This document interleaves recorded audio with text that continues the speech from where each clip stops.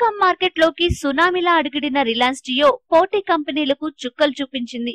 6 నెలలు ఫ్రీ అంటే మార్చి వరకు ఉచిత ఆఫర్ ని పొడిగించిన విషయం తెలిసిందే. అయితే మార్చి తర్వాత జియో డేటా ప్లాన్స్ ఏ విధంగా ఉండబోతున్నాయి, డేటా కోసం జియో ఎంత ఛార్జ్ చేయబోతుందనే దానిపై ఇప్పటి నుంచి ఊహాగానాలు ఊపందుకున్నాయి. ప్రస్తుత హ్యాపీ న్యూ ఇయర్ ఆఫర్ ముగిసిన తర్వాత జియో డేటా ప్లాన్ ₹100గా ఉండనుందనే వార్తలు వెలువడుతున్నాయి.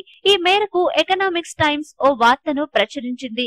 మరోవైపు ఉచిత ఆఫర్ ని జూన్ 30 వరకు పొడిగించే అవకాశం ఉందని కూడా తెలుస్తోంది. దానికి కారణమేమంటే 100 మిలియన్ల సెల్ ఫోన్ కనెక్షన్లే లక్ష్యంగా దూసుకుపోతున్న జియో సంస్థ అది నెరవేరేదాకా ఉచిత ఆఫర్లను ఇచ్చే అవకాశం కూడా ఉందని జాతీయ మీడియా వార్తలు ప్రచురిస్తోంది. సుమారు 2 లక్షల కోట్ల భారీ బడ్జెట్ తో ఎంట్రీ ఇచ్చిన జియో ఇతర టెల్కోలను టారిఫ్ వార్ లోకి అనివార్యంగా లాక్కొచ్చింది. మరి ఈ ₹100 డేటా ప్లాన్ ఇతర కంపెనీలను ఏమాత్రం ఇరకాటంలో పెడుతుందనేది ఇప్పుడు టెక్ విశ్లేషకులను సైతం ఆలోచనలో పడేస్తోంది. మొత్తానికి జియో 4G డేటాను యావత్ ప్రజానీకం ఎంజాయ్ చేస్తోంది.